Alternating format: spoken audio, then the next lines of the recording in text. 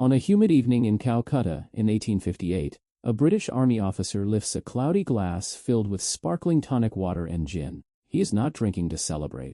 He is drinking because he fears a disease that has already killed countless soldiers across the tropics.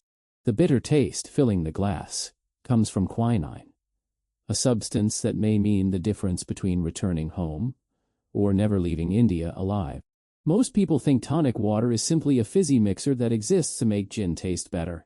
It is often seen as a refreshing drink with little history beyond the modern cocktail menu. The truth is that tonic water begins as a desperate medical experiment against one of humanity's oldest killers. The ingredient that gives it its unmistakable bitterness once carried the hopes of entire empires. Even more surprising, a single tree growing high in the Andes Mountains became so valuable that governments tried to control it. Smugglers risked their lives to steal it, and millions depended upon it without ever seeing where it came from. What begins as a simple drink eventually becomes a story about disease, exploration, colonial expansion, global trade, science, and survival. To understand tonic water, the story must begin long before sparkling bottles and cocktail glasses. It begins in the mist-covered forests of South America, where indigenous communities had already discovered a remarkable secret centuries before Europeans understood why it worked. High in the Andes, in regions that are now Peru, Ecuador, and Bolivia, the cinchona tree grew naturally along steep mountain slopes. The bark of this tree contained powerful compounds that local people had learned to use for treating fevers. They carefully harvested the bark, dried it, and prepared medicinal mixtures that eased suffering long before modern chemistry existed. European explorers arriving during the 16th century encountered these traditions, but often failed to understand their significance. Like many indigenous discoveries, the knowledge spread slowly through observation rather than immediate acceptance. One famous story centers on the Countess of Cinchona in the 1730s. According to popular legend, she became seriously ill with a fever while in Peru. Local healers reportedly treated her with powdered cinchona bark, allowing her to recover. Although historians continue to debate the accuracy of this tale, the story became so influential that the scientific name cinchona was later attached to the tree itself. Whether the Countess truly experienced this cure or not, one fact remains clear. By the middle of the 17th century, powdered cinchona bark had reached Europe. Jesuit missionaries played an important role in transporting it across the Atlantic, leading many Europeans to call it Jesuit's bark or Jesuit powder. The bark quickly gained attention because it seemed capable of reducing recurring fevers that baffled physicians. Doctors did not yet understand malaria. They had no concept of parasites or mosquitoes. Game theory would not emerge for another 200 years. They only knew that certain fevers appeared again and again, leaving victims exhausted, weak, and often dead. The bark seemed almost miraculous. Not everyone trusted it. Religious conflicts complicated its acceptance. Protestant physicians in several countries distrusted remedies associated with Jesuit missionaries during an era of fierce political and religious rivalry. Some patients refused the medicine despite growing evidence that it worked. Science often advances slowly, not because evidence is lacking, but because people resist changing deeply held beliefs. Despite skepticism, demand continued growing throughout Europe. As European powers expanded into tropical regions during the 18th century, malaria became an invisible enemy waiting beyond every coastline. Soldiers, sailors, traders, missionaries, and administrators frequently survived dangerous voyages, only to fall ill shortly after arrival. Entire military campaigns collapsed because of disease rather than combat. In many tropical regions, malaria killed more people than enemy armies. The British Empire, the French Empire, the Dutch Empire, the Portuguese Empire, and the Spanish Empire all faced the same challenge. Tropical expansion required surviving tropical disease. The bark of a mountain tree suddenly became one of the world's most valuable natural resources.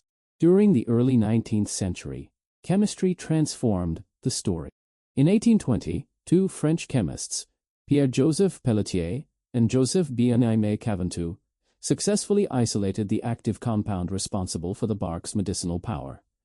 They named it quinine. For the first time, doctors could prescribe measured doses instead of relying on inconsistent powdered bark. This discovery represented a turning point. Medicine became more precise. Supply became more efficient. Demand increased dramatically. Quinine quickly spread through military medicine. The British Army adopted it for troops stationed across India and Africa. French colonial forces carried it into Southeast Asia. Dutch administrators relied upon it in Indonesia. Wherever malaria threatened expansion, quinine followed. Yet there remained one enormous problem. Quinine tasted terrible. Its bitterness was overwhelming. Patients delayed taking it. Some refused it entirely. Doctors knew that medicine only worked when people actually swallowed it. The search for a better delivery method had begun. Someone discovered that mixing quinine with water, sugar, and citrus made the medicine easier to consume. The sweetness softened the bitterness. The citrus improved the flavor. Eventually, carbonated water added a refreshing quality that made daily doses less unpleasant. The result was an early version of tonic water. It was not created as a luxury. It was created because frightened people needed to survive. British officers stationed in India often received regular quinine rations. Drinking tonic water became part of daily routine. Then another ingredient entered the story: gin. Gin had already become popular throughout Britain. Officers discovered that mixing gin with tonic water produced a drink that masked the bitterness even further. Lime juice often joined the mixture, adding flavor while also helping prevent scurvy during long journeys. Without intending to create a cultural icon, they had assembled the classic gin and tonic. It began not inside fashionable bars, but inside an empire struggling against disease. Every evening, glasses were raised, not simply for pleasure, but because tomorrow's mosquito bite might carry deadly consequences. By the middle of the 19th century, quinine had become strategically important. Countries competed fiercely for access to cinchona trees. Most wild trees still grew naturally in South America. Governments attempted to control exports. Seeds and seedlings became valuable enough to inspire smuggling operations. Among the most famous figures was Charles Ledger, an English trader who recognized the commercial potential of superior cinchona varieties. Working with indigenous collectors, Ledger obtained valuable seeds during the 1860s. Although his own government showed little interest, the Dutch purchased them. Those seeds transformed global agriculture. The Dutch successfully established vast cinchona plantations on the island of Java. The results were extraordinary. By the early 20th century, Java supplied roughly 90% of the world's quinine. One island had become the center of a medicine upon which millions depended. That concentration created enormous vulnerability. The importance of quinine became even clearer during periods of war. Disease repeatedly shaped military history. During campaigns across Africa, Asia, and the Pacific, malaria frequently killed more soldiers than bullets. Commanders understood that discipline included taking quinine. Ignoring medicine could cripple an entire regiment. The pattern repeated again during the Second World War. When Japanese forces occupied Java in 1942, Allied nations suddenly lost access to most of the world's quinine supply. The consequences were immediate. Alternative medicines became an urgent priority. Researchers accelerated work on synthetic antimalarial drugs. Governments searched desperately for remaining cinchona supplies. Military planners recognized that controlling medicine could influence the outcome of campaigns just as surely as controlling fuel or ammunition. A simple bitter compound had become a strategic resource. Meanwhile, tonic water itself continued evolving. Medical formulas gradually became commercial beverages. Manufacturers adjusted recipes to appeal to wider audiences. Sugar increased. Carbonation improved. Packaging became more attractive. By the late 19th century, bottled tonic water reached consumers far beyond colonial outposts. One company played an especially significant role. Schweppes had already established expertise in carbonated beverages during the 18th century. As demand for tonic water expanded, the company helped popularize bottled versions for everyday consumers. The drink slowly shifted from medicine to refreshment. Its identity changed without completely losing its origins. People still associated tonic water with health. Advertisements emphasized purity, vitality, and tropical adventure. Travel posters often showed elegant travelers enjoying chilled glasses beneath palm trees. The harsh realities of malaria rarely appeared in those images. Marketing transformed survival into sophistication. Science, however, continued advancing. In 1880, French physician Charles-Louis-Alphonse Laveran identified the malaria parasite inside human blood. For the first time, doctors understood that malaria resulted from a living organism rather than poisonous air. The name malaria itself came from the Italian phrase meaning bad air, because people once believed swamps produced harmful vapors. Another breakthrough followed. In 1897, British physician Ronald Ross demonstrated that mosquitoes transmitted malaria parasites. This discovery revolutionized public health. Controlling mosquitoes became just as important as treating patients. Entire disease prevention strategies changed. Drainage projects expanded. Mosquito nets spread. Insect control improved. Quinine remained valuable. But understanding transmission transformed medicine forever. The drink sitting inside a glass now connected to discoveries involving chemistry, biology, entomology, and global public health. Yet another transformation was underway. Modern tonic water gradually contained less quinine than its medical ancestor. The original medicinal preparations often delivered significant therapeutic doses. Commercial beverages could not. Today, regulations in many countries strictly limit quinine content. For example, the United States Food and Drug Administration permits no more than 83 parts per million of quinine in tonic water. That amount provides the familiar bitterness, but falls far below therapeutic treatment levels. Drinking tonic water today will not cure malaria. Modern antimalarial medicines are specifically designed and carefully dosed under medical supervision. The drink survives primarily because people fell in love with its distinctive taste. Ironically, generations that no longer feared malaria continued enjoying a beverage created entirely because earlier generations feared it deeply.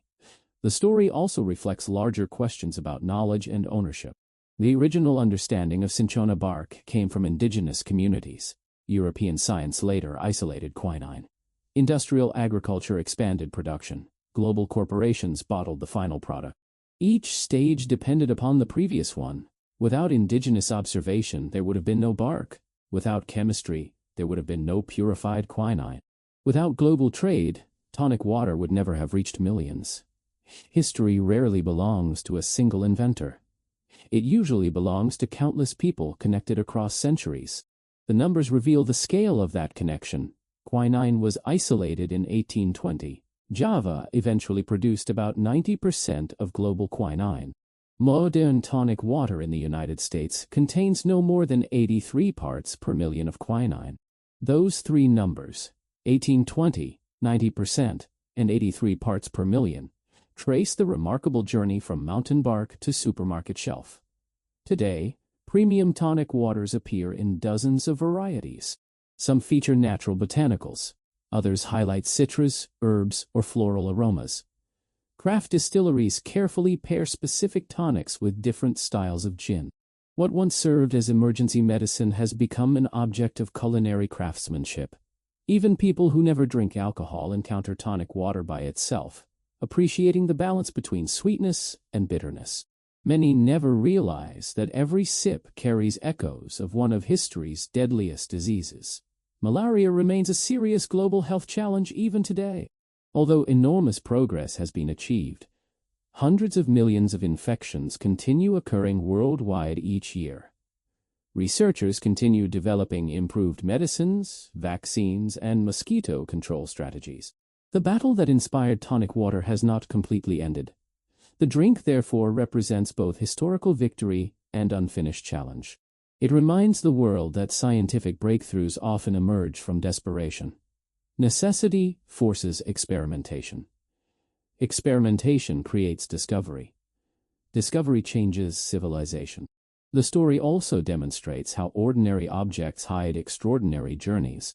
A bottle resting quietly inside a refrigerator contains threads reaching into indigenous knowledge, imperial ambition, scientific laboratories, tropical forests, military campaigns, commercial advertising, and modern public health. Well, very few everyday beverages connect so many chapters of human history. The next time someone orders a gin and tonic, they participate in a ritual shaped across centuries. The lime recalls voyages across oceans. The bitterness recalls quinine. The bubbles recall innovations in carbonation. Even the familiar clear appearance conceals a story rooted in dense mountain forests, where cinchona trees once grew unnoticed by the wider world. And that opening scene in Calcutta during 1858 now carries a different meaning. The British officer raising his glass believes he is simply swallowing another unpleasant daily medicine disguised as a refreshing drink. He cannot know that the same bitter mixture will outlive the empire surrounding him. Long after colonial borders disappear, long after military uniforms change, and long after medicine moves beyond quinine alone, people around the world will still recognize that unmistakable taste. His glass is not merely protecting one man from malaria. It is quietly introducing the world to a drink whose remarkable history stretches from ancient Andean forests to modern cocktail bars, proving that one of humanity's most familiar beverages began as a desperate fight against one of humanity's oldest enemies. If this story changed the way you see an everyday drink, subscribe for more forgotten histories, and leave a comment with the next food, drink, or object whose hidden past should be uncovered.